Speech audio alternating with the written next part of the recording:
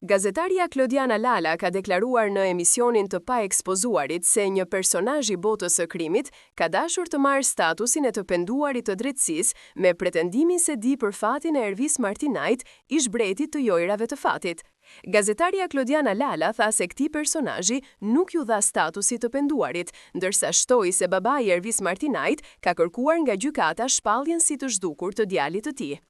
Mustafa Martinaj ka kërkuar shpalljen si të zhdukur të djalit të tij, Ervis Martinaj. Xhaxhai i Martinaj ka vajtur në polici në 2022 duke thënë se ka humbur kontaktet me Ervis Martinaj. Nga ai vit për fatin e Ervis Martinajt nuk dihet asgjë. Babai i Martinajt ka kërkuar nga gjykata shpalljen si të zhdukur të djalit të tij, në momentin që familjarët nuk kanë kontakt me familjarin për një periudhë 2 vite, i u lindet drejta të kërkojnë shpalljen si të zhdukur dhe të kenë akses mbi të drejtat e tij pronësore.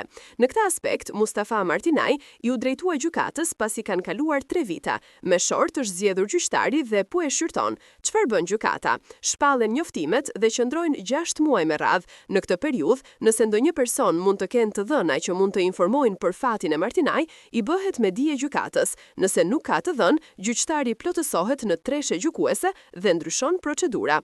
Gjyktarët u bëjnë shkrisa institucioneve dhe nëse merr përgjigje negative prej tyre, Martinaj shpallet i zhdukur. Më pas, mund të kërkoj familja pas 4 vitesh të tjera ta shpall të vdekur.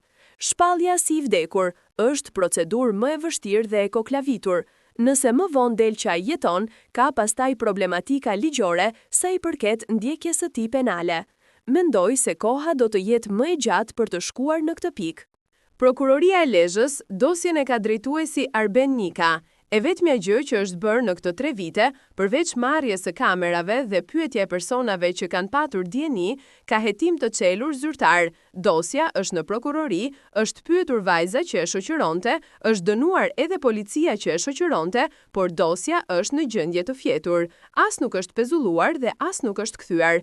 Prokuroria mund ta riaktivizojë me hetime të thelluara nëse ka informacione. Fakti që Martinaj në këto 3 vite nuk ka asnjë sinjal më bën të dyshoj që mund të jetë rrëmbyer dhe vrarë. Rasti i tij nuk është i thjeshtë për shkak të personalitetit që kishte, përplasjeve të forta në botën e krimit dhe përplasje me mazhorancën përpara se të zhdukej.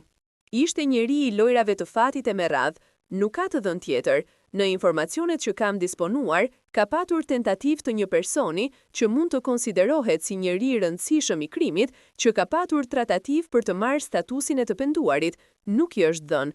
Nuk di të them pse nuk i është dhënë statusi, deklaroi Lala.